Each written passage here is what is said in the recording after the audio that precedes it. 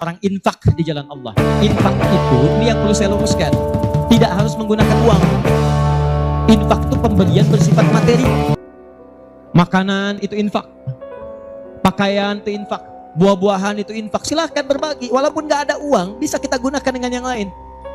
Cek, kalau antum main ke Auckland, ke New Zealand, ya, di situ ada donation, itu bukan cuma dengan uang, food. Kadang mereka kasih dengan makanan. Ada yang nyimpen ciki, kotaknya di situ. Di kotak infak itu, kotak dalamnya ada ciki, ada beras, dan macam-macam. Sampingnya ada yang uang. Cuman mesti dilihat dulu bagaimana bentuk kotaknya.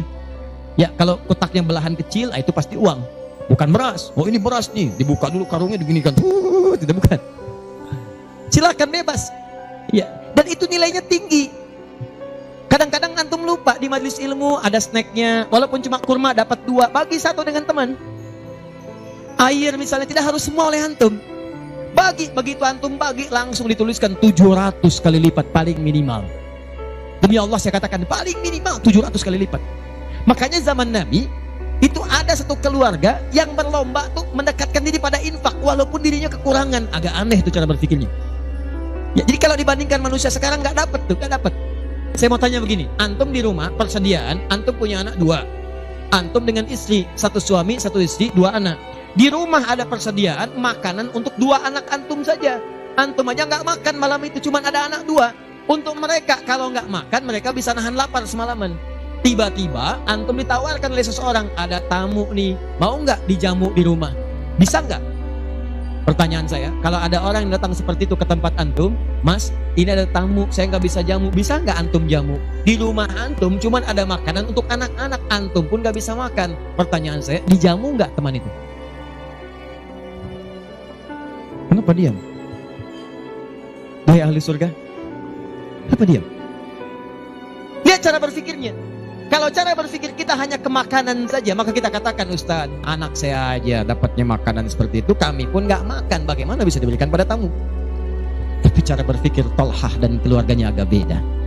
Begitu Nabi katakan ada tamu, kita datang langsung angkat tangan, duluan ngangkat, padahal yang lain banyak yang punya banyak makanan. Tapi cara berpikirnya, kapan lagi saya dapat 700 lebih?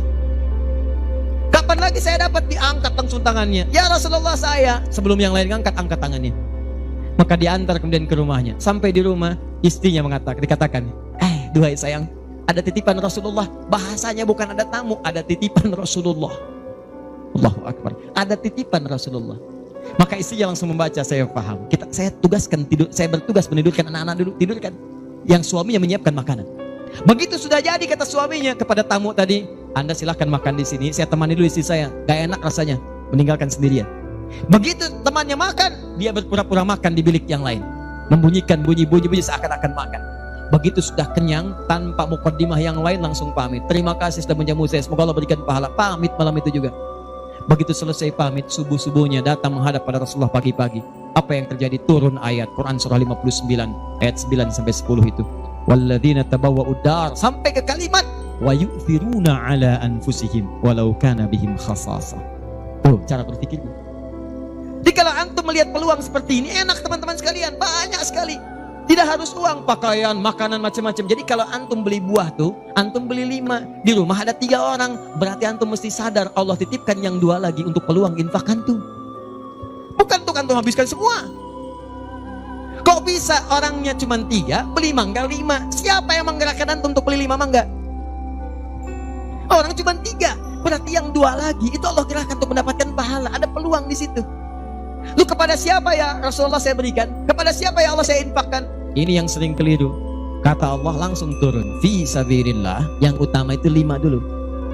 5. Kalau Anda temukan 5 ini, dia peluang infaknya sangat tinggi untuk diberikan. Siapa mereka ini? Ada di Quran surah kedua ayat 215, paling kanan sebelah bawah. Yas'alunaka madza yunfikun. Mereka bertanya pada Muhammad sallallahu alaihi wasallam, ya, awas, apa yang harus kami infakkan? Pada siapa? Maka turun jawaban, qul ma anfaqtum min khair. Katakan kalau mau infak mesti yang paling bagus. Jadi kaidah pertama. Awas, ada peringatan di Al-Baqarah ayat 267. Wala tayammamul khabitha minhu tunfiqun walastum biakhidhihi illa an tughmidu fi. Jangan kamu infakkan pada orang lain yang kamu tidak suka. Melihatnya aja kamu nggak suka, dikasih orang. Antum punya uang 50.000 2, 1, wah masih keras, bagus, luar biasa, masuk dompet enak dilihat. Yang kedua, wah sudah lecek, dekil of the kumel. Wah, dilihat gak enak, baunya gak nyaman. Tiba-tiba ada orang lewat, Pak, sedekah Pak. Pertanyaan saya, maaf, mana yang antum berikan? Yang lecek atau yang bagus? Tuh. Ingat, kalau urusan zakat mal, berikan yang bagus. Zakat mal, pilih. Paham? 5 orang ini siapa? 1, lil walidain, orang tua. Ini orang tua ini gak pernah minta, jarang sekali. Cuman kita yang mesti paham. Kan sama, antum pun suka ngasih isyarat, mama, mama, mama, mama. Oh, mau makan, makan. Mama, mama, mama, mama, boneka, boneka.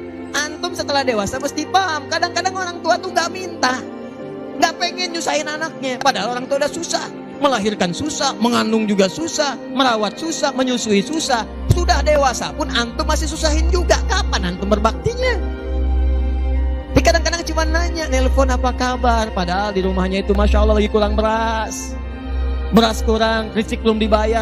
Kirimkan, sebelum diminta kirimkan. Itu begitu antum kirimkan, demi Allah saya katakan. Di hadits Al-Bukhari, di kitab Al-Adabul Mufrad, bukan cuma mendapatkan lipatan pahala kalikan 700 lebih, tapi ridha Allah turun ke tempat antum pada saat itu.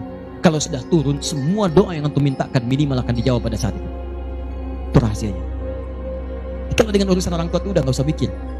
Begitu mengatakan, nah gini-gini, tenang aja mah. Walaupun gak ada, katakan, insya Allah mah selesai. Insya Allah, berusaha antum. Begitu antum dapatkan seperti orang tua mengusahakan untuk antum dulu, maka pahala dilipat gandakan, ridho turun seketika. Kejar. Wal aqrabin, kerabat terdekat. Kerabat dibagi 2. Ada yang tempatnya jauh tapi hubungannya dekat. Punya saudara sekandung, tinggalnya di Palembang, antum di Semarang. Ayo kirimkan.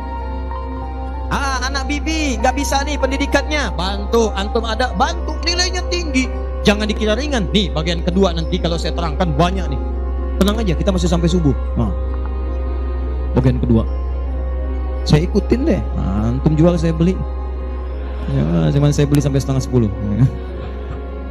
Paham? Ayo akrabin. Yang kedua itu, maaf, golongan kedua akrabin bisa tetangga. Orang yang tidak ada hubungan famili secara mahram, cuma tetangga antum. Tapi kalau yang kedua ini, Allahu Akbar, indahnya Al-Quran. Cek oleh antum, silahkan cek. Walaupun beda agama, itu tetap ada peluang infak. Gak ada ketentuan ini kecuali di Quran. Gak ada aturan ini kecuali di hadis. Buka Quran surah ke-31 ayat 15, paling kiri sebelah atas. Ada anak muslim